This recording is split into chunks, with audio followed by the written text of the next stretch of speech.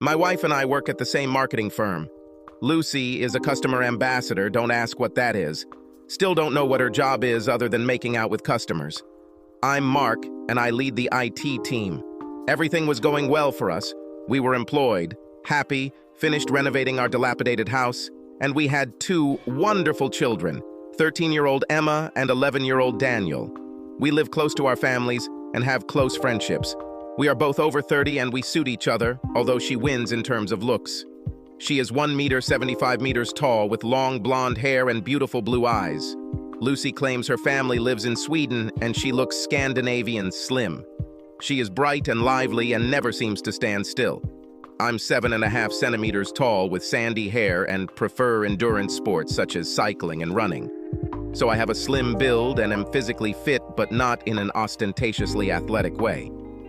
I was surprised when I was invited to a long weekend on a private island owned by one of our firm's clients. Jack Edwards, our CEO, explained that he and his wife Margaret were traveling along with several directors and their partners. Lucy was also invited as she was the client's main contact. It sounded like I was there to crunch the numbers, but hey, don't look a gift horse in the mouth. Jack explained that the client was very wealthy and could easily become our firm's largest client, that we would leave early Friday morning and return on Monday on a private charter, and everything would be provided to us. Lucy knew everything when I mentioned it on the way home. She had been working with the client for several months and seemed very impressed and was looking forward to the free weekend.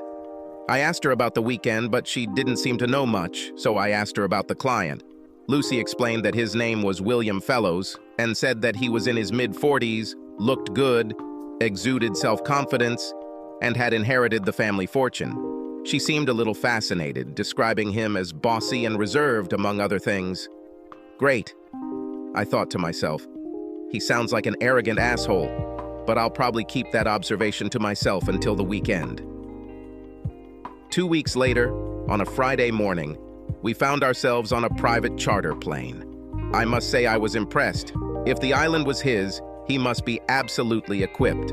I don't know exactly what I expected, but it seemed huge.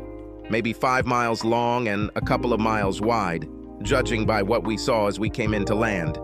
It looked like a 5-star resort with the main buildings located behind the white sandy beach that formed a perfect crescent. Lucy was beside herself with delight, and the others were not far behind her. We were shown to our rooms and then went to lunch with our host on the veranda overlooking the bay. I wanted to hate him, but William seemed like a reasonable guy. Lucy even downplayed his appearance. He looked like George Clooney. He thanked us for coming and told us to make ourselves at home. We chatted with the other 3 couples from our firm and met a stunning brunette named Charlotte, who I assumed was William's weekend date. Besides the waitstaff, the only guy there who wasn't introduced to us looked like a security guard and hung around in the background. I wondered what kind of enemies William had, that even on a desert island, he still needed protection. William greeted Lucy like an old friend, and they felt very comfortable in each other's company. She and the others seemed to obey most of his words. I suppose this was natural, since he was an unusually generous host and their most valuable client. We had a great afternoon snorkeling, kayaking, and generally lazing around in the bay. Free drinks and food were constantly offered. Later, we enjoyed the evening dinner with all the members of the group. The atmosphere was friendly and relaxed. We chatted in small groups. Charlotte came up to Yus and introduced herself. She was sweet and talked about growing up in England. I got the impression that she was from a wealthy family, but she seemed genuinely nice. I wondered if she was a model or maybe she didn't need to work. To my surprise, she was quite flirty with me, even in front of Lucy. I managed to politely avoid her, simply chalking it up to being too friendly. Full-time care, no children, time to relax, and an idyllic location. The perfect setting for a romantic night. Lucy was particularly loving. Our lovemaking was intense, and she confessed her love for me on multiple occasions. It was the best night in a long time. Maybe there's something to this Love Island idea after all. I was hoping for a repeat the next morning, but Lucy quickly showered and was ready for breakfast. I finally managed to drag my ass out of bed and catch up with her while she was talking to Jack and William. I wondered if it was work, as both Jack and Lucy looked slightly stressed.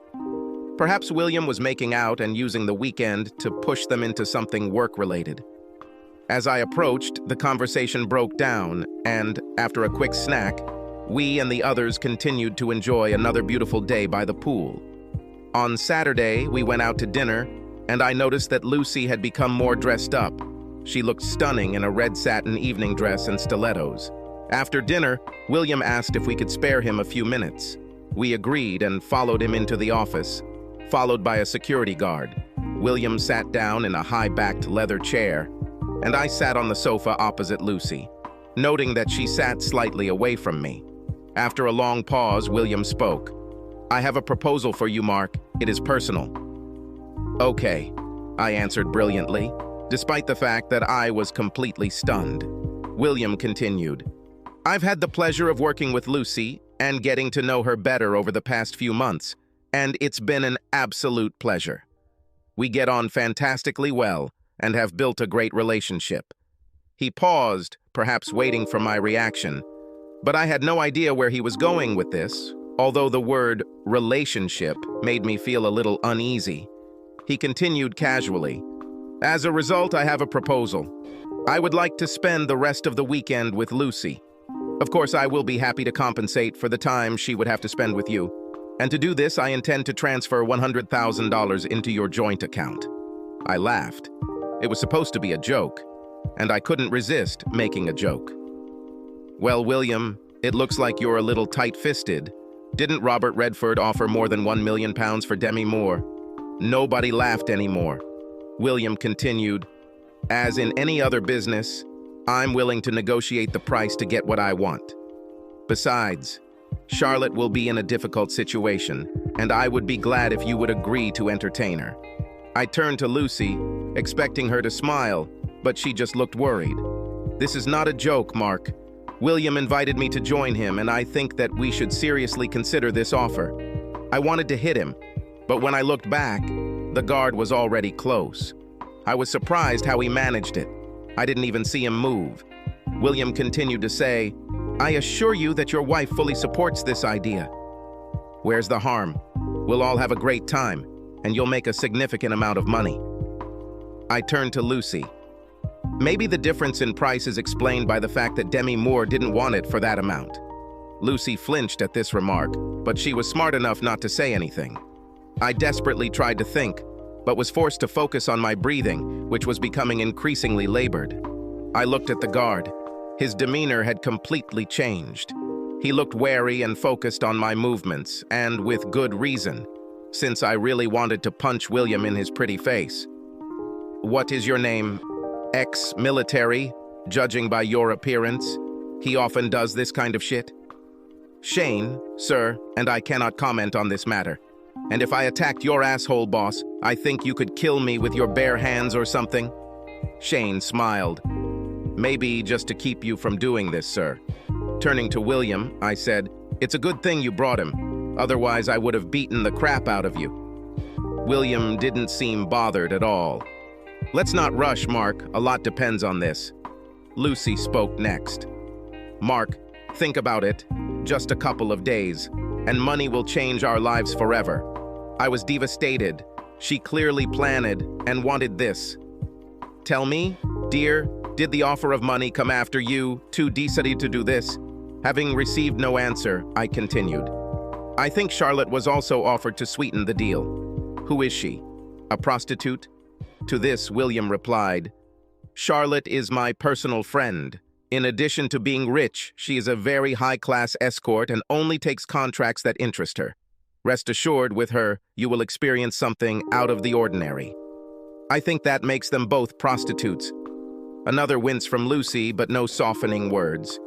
"Well, William, you can put your money up your perfumed ass." It was at this moment that Lucy spoke and showed her true colors. "This is my body, and I want to do this. It's just sex, and we'll both be interested in exploring it with others. William and I like each other, but that's it. That doesn't change our love for each other. I'm sure you and Charlotte will have a good time too." I was stunned by her words, which slowly came to me. The difference, my dear wife, is that I don't want anyone else. And this is much more than you imagine. This is betrayal and conspiracy behind my back. I will never be able to trust you again. And if you are ready to do it once, then why not do it again? Lucy quickly replied, "You are overreacting. I told you about this, so it's not a conspiracy or a secret, and I'm absolutely truthful. This will happen, and then I will return, becoming completely yours. If you love me, you will only allow me this one thing. Think about what we can do with the money, holidays with the kids, everything. Don't you dare use our children as an excuse. We don't need money, and don't think I'll take you back. Your honesty will only work if we agree on something together. And the only person you agree on anything with is this pompous asshole. Money is just an excuse. You want and plan to do it. I think the money and Charlotte are just because you didn't think I'd agree. Well, you're right. Even with money, I still don't agree." Lucy continued, "You're right. I want to do this. I want to experience something different, something new, and I am attracted to William. But this should not hurt us. I don't want to change. And you think this is better? Have you already made your choice, even dressed up for it? Don't resist, baby. You won't like the consequences." "What do you mean?" "Well, you won't come out of this with good consequences. If you fight this or go for divorce, you will lose everything. Your home and children, even your job will be in jeopardy. And there is no need for this. So, just accept it. Everything will be much easier. See you tomorrow, and remember, I love you and only you." I needed to leave. Breathing was becoming a real problem, and if I stayed, I would lose it. I stood up feeling like I was unsteady and staggered towards the door. I heard Lucy calling my name, but I kept walking. As I was crossing the hall, Charlotte came up to me and hugged me, saying that everything would be fine. I turned to her. "Who are you, a fucking consolation prize?" She walked away with her head held high. I kept walking and eventually got outside and walked halfway across the yard, but I didn't feel very good. I heard footsteps behind me and was disappointed to see that it was Shane and not Lucy. "Listen, Shane, you just need to fuck off." "I would love to, but I need to make sure you don't do anything stupid. For example, do you have any ideas because I don't have any?" "Mark, you don't look too good. Just sit against the wall, pull your knees up, and focus on taking long, slow breaths." I felt weak and had no strength to argue. It seemed like an eternity, but it was probably only a few minutes before I calmed down. I noticed Shane sitting next to me. "Thank you. I probably don't know what it was. Possibly an anxiety or panic attack. You were quite pale, but now you look more pink." "So Shane, speaking of stupid ideas, is there a way to get out of this hole?" Shane replied seriously, "You can't get off this island today. There are no boats. The plane and pilot left for another charter. You might be able to radio for help, but a cheating wife is hardly an emergency." "I'm glad you think she's unfaithful. She doesn't seem to understand that, and I'm already starting to doubt myself. What should I do? Because of you, I can't even beat the crap out of him." "Yes, sorry about that. I would like to step aside, but I will never find a job again." After a short silence, Shane continued, "Listen, think about what you are going to do and come up with a plan. Whatever you need to do can wait until Monday. It's like in the army. Form a plan, sit quietly, and don't tell them what you're going to do. The problem is that I have no idea what to do. They seem to have everything planned, and I will have to sit and suffer tomorrow and Monday while you babysit me." After a long pause, Shane suggested, "There's a ship coming early Monday morning with cargo. You can take it if you want to avoid the plane with everyone else going home. They can't stop you. No one, including me, wants to be accused of kidnapping or imprisonment. I can even go with you. This contract is losing its attractiveness. I don't like being on the wrong side, even if it pays well." "Okay, this will help. I just need to get through tomorrow. Tell you what, why don't we go on a hike around the island tomorrow morning to take your mind off all this nonsense? Besides, you should think about Charlotte.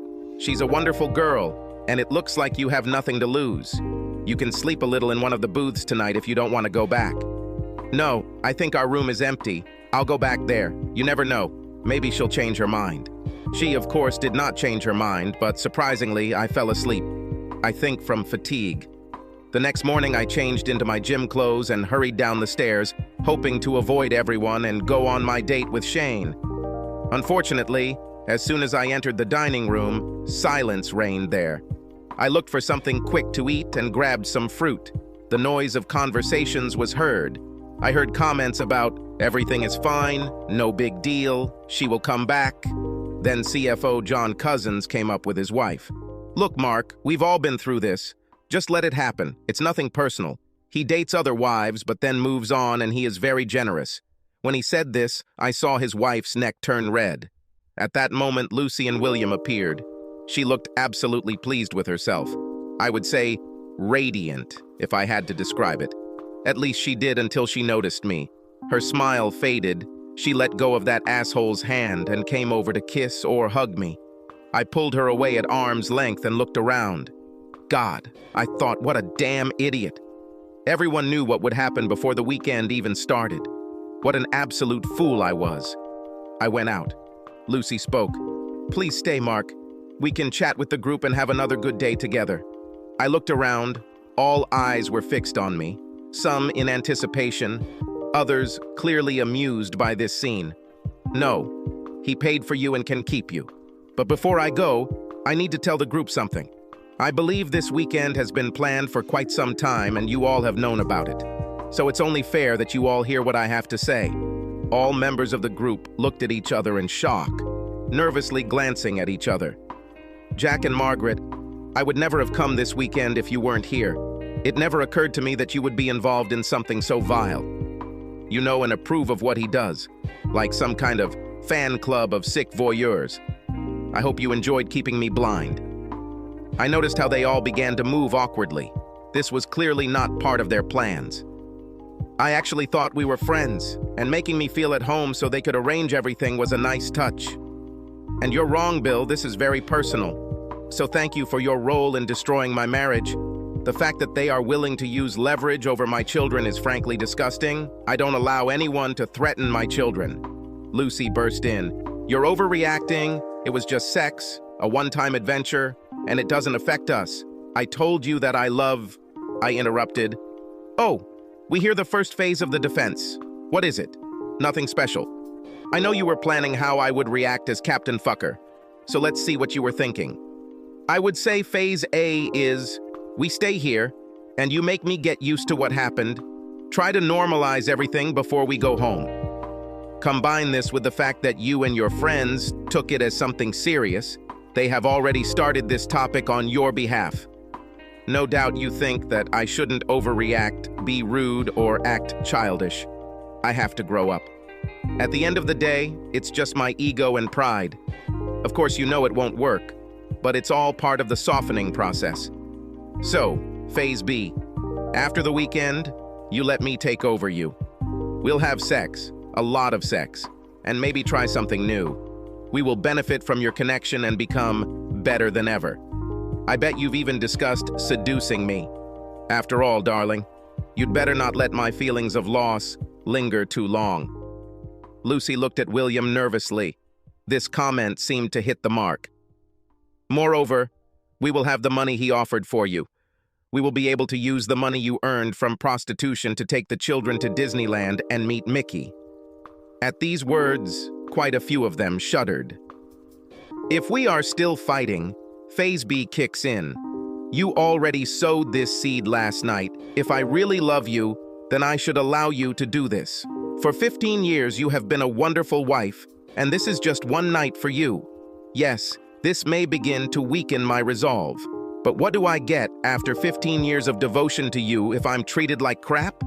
You knew I would never agree, and you attack me with a complete lack of respect. So this plan won't work. Now you're a little worried. Maybe you better give me time to cool down. In a week or two, you'll find me drowning my sorrows in a bar somewhere, and then you'll ask for forgiveness. This is phase D. You actually regret all this. You didn't realize it would hurt me so much, and you never would have done it if you had known. You love me, beg, cry, and all that. I must admit that you have a chance. But then the way you just walked hand in hand with him in front of everyone and looked so delighted with yourself.